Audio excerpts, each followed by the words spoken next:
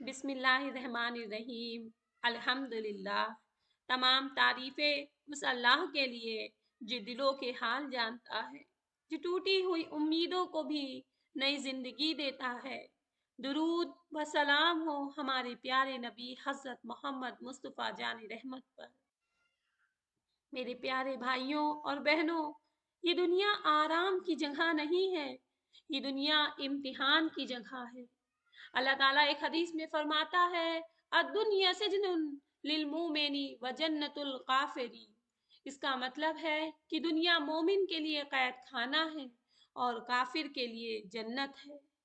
یہاں کوئی بیماری سے آزمایا جاتا ہے، کوئی تنگی سے، کوئی رشتوں سے، تو کوئی اپنے ہی اپنوں کے ظلم سے۔ لیکن سوال یہ نہیں ہے کہ مصیبت کیوں آئی ہے، سوال یہ ہے کہ ہم نے مصیبت میں کیا رویہ اپنایا ہے۔ یہیں سے شروع ہوتا ہے صبر۔ صبر کا مطلب یہ نہیں ہے کہ آپ درد محسوس ہی نہ کریں، صبر کا مطلب یہ ہے کہ درد میں بھی اللہ سے شکایت نہ کرنا، بلکہ اسی پر بھروسہ بنائے رکھنا، یقین رکھنا کہ اللہ میرے لیے جو کرے گا وہ بہتر ہوگا۔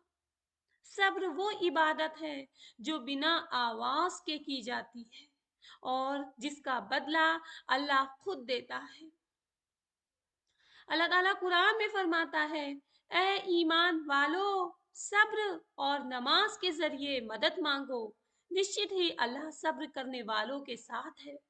سوچئے ذرا، جب پوری دنیا ساتھ چھوڑ دے تب اللہ تعالیٰ کہتا ہے میں تمہارے ساتھ ہوں، لیکن کس کے ساتھ؟ صبر کرنے والوں کے ساتھ۔ یا اللہ تعالیٰ ہم سب کو صبر کرنے کی توفیق عطا فرمائے۔ اللہ تعالیٰ فرماتا ہے، صبر کرنے والوں سے میں محبت کرتا ہوں۔ سورہ ال عمران 146 میں اللہ تعالیٰ نے فرمایا، صبر کرنے والوں سے محبت کرتا ہوں۔ دنیا کی محبت شرطوں کے ساتھ ہوتی ہے، لیکن اللہ کی محبت صبر کے ساتھ ملتی ہے۔ نبی کریم صلی اللہ علیہ تعالی وسلم نے فرمایا، مومن جو بھی تکلیف، بیماری یا پریشانی پہنچتی ہے مومن کو، یہاں تک کہ اگر اسے کانٹا بھی چبھتا ہے تو اللہ اس کے بدلے اس کے گناہ معاف کر دیتا ہے۔ یعنی میرے بھائی، اگر آپ کا درد بیکار نہیں جا رہا ہے، آپ کا آنسو ضائع نہیں ہو رہا ہے، ہر صبر آپ کو اللہ کے اور قریب کر رہا ہے۔ بہت سے لوگ کہتے ہیں میں دعا کرتا ہوں پھر بھی میری پریشانی ختم نہیں ہوتی۔ تو یاد رکھیے، اللہ دعا کو 3 طریقے سے قبول کرتا ہے۔ پہلا طریقہ کہ وہی چیز آپ کو دے دیتا ہے جس کی آپ دعا کرتے ہیں۔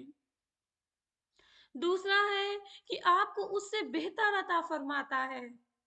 اور تیسرا طریقہ یہ ہے کہ آپ کو اس دعا کے بدلے کسی بڑی مصیبت سے بچا لیتا ہے۔